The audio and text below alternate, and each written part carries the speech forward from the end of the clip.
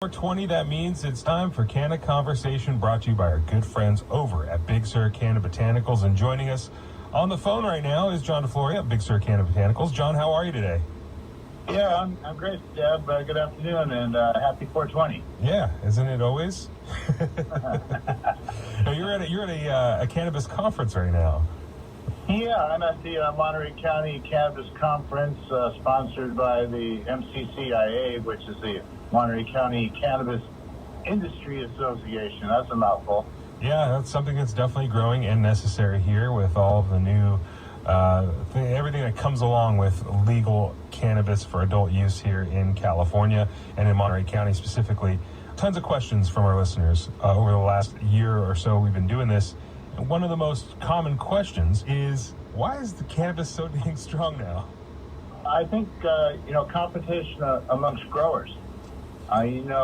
Historically, potency testing in cannabis wasn't even a thing until competitive events like the Cannabis Cup emerged in the late 1990s. So no one really knew what percentage of THC was in any particular strain or flower. And so, early cultivators, we were competitive with one another, but quality was based more on subjective criteria like flower size, density, aroma, smoking pleasure, and overall effect. The THC percentage number doesn't really tell the whole story.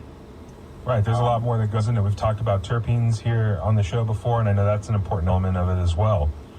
Yeah, absolutely. They're discovering now that the highest percentage THC strains aren't necessarily the most popular, and that other factors, like you said, such as cannabinoid and terpene profiles, actually are very important when assessing the overall effects from any given flower or strain. Yeah, there's some. It can be pretty powerful, and it does have its place depending on how you're using it and what effect you're looking for. How does it get bred to be so potent, though, and how can we determine the amount of THC in cannabis? Well, now with the testing that they do on almost every batch of flowers, that where everything is. So what they do is they just keep selecting for the better, higher THC content, and then crossing that with another strain that's high as well. So they just keep going up and up and up. Before, we didn't know where we were really at, and that was harder to do. And like I said, we were selecting for other more subjective things, basically like flavor and effect.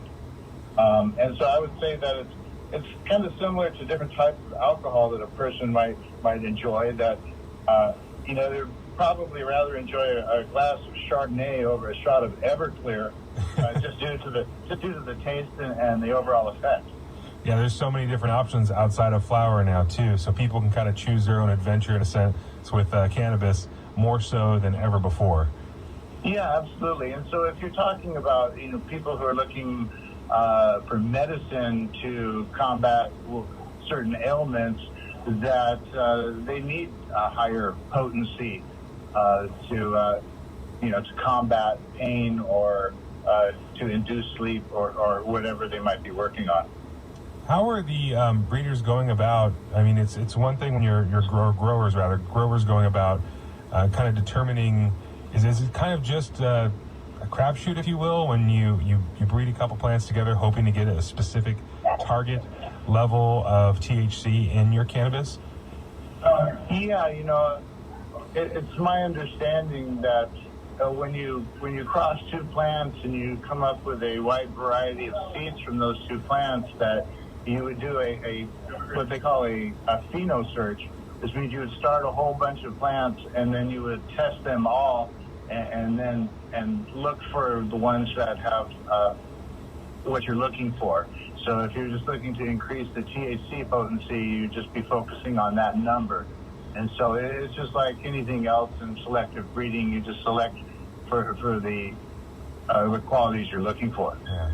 Well, I definitely suggest anybody heading over to Big Sur Cannabotanicals. They have a very knowledgeable staff. If there's something you're specifically looking for, they will help you find it and kind of keep you on the path so you enjoy your cannabis experience. John, thank you so much for taking the time out at the conference there and talking to us. Appreciate it. Yeah, absolutely, Seb. Glad to be here. You can join us every Friday around 4:20 for Canna Conversation right here on the Locals radio station for the Monterey Bay, KRML. Looking for a great way to support